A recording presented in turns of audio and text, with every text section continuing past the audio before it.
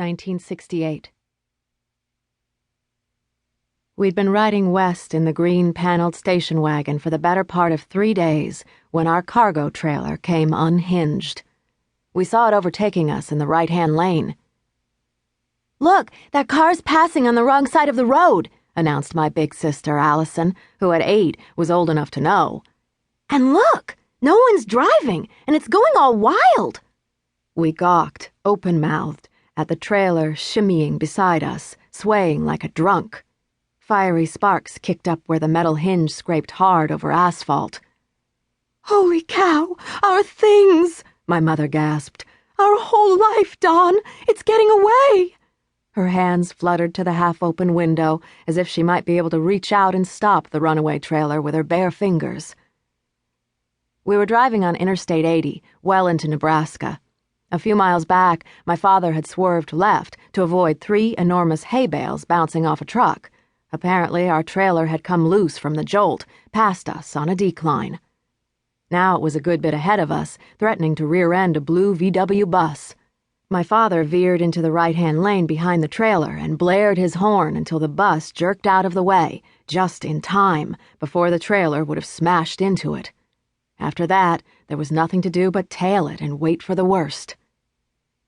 "Keep your distance, Dawn." My mother's voice was as taut as a telephone wire. "The darn thing's going to crash. It's going straight into that cornfield." "Cut the hysteria," muttered Dad. Mom fell silent then, clenching her eyes and knitting her fingers together, while Allie and I, perched on the edge of the back seat, vied for the best view between our parents' headrests. We hadn't had this much fun since we'd left our apartment in Chicago. I slid my hot pink Calamity Jane hat back on my forehead and held tight to my sister's knee. We jostled onto the shoulder of the road, about 20 feet behind the trailer.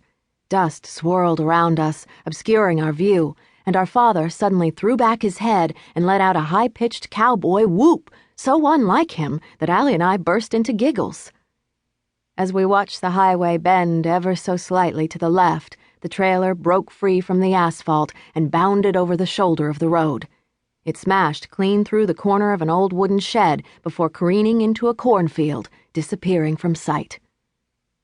"My new bike's in there!" Allie wailed. "The wedding china," whispered Mom, placing her hand on Dad's thigh. "Yep, everything." He slowed to a stop, the cloud of dust rising around us and filtering through the windows. Some of it landed on the skin of my bare arm, coating the thin blonde hairs. Midday sun glared through the windows and we were quiet, each of us staring at the gap in the cornfield that had just swallowed our possessions.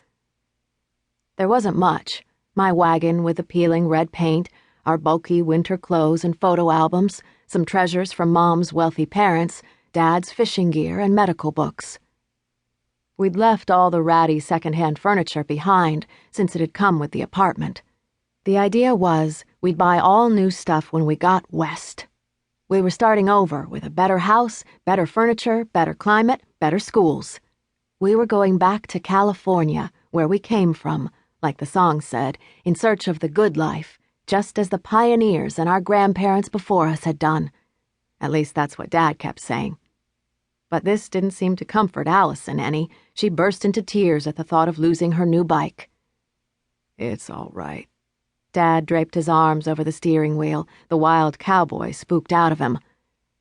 "If we're gonna be pioneers, then we gotta be tough, right?" I loved the idea of being a pioneer, or better yet, a cowgirl. I could imagine ditching the old trailer and the station wagon, donning a pair of chaps, and riding a wild Palomino filly across every wide-open acre between here and Los Angeles. I didn't remember much about California, being only 2 when we left, but I knew plenty about Annie Oakley and Dale Evans, and I figured a girl should be able to get her start in one of the westernmost states of the country. "Well, we'd best get out and see what damage there is," said my father, opening the car door. And then we heard the sirens. Half an hour later, Allie and I sat on the bumper of the Ford, watching as the tow truck hauled our trailer from the cornfield, as the police lights flashed and spun, as the brick-faced farmer, flanked by officers, barked words I couldn't understand.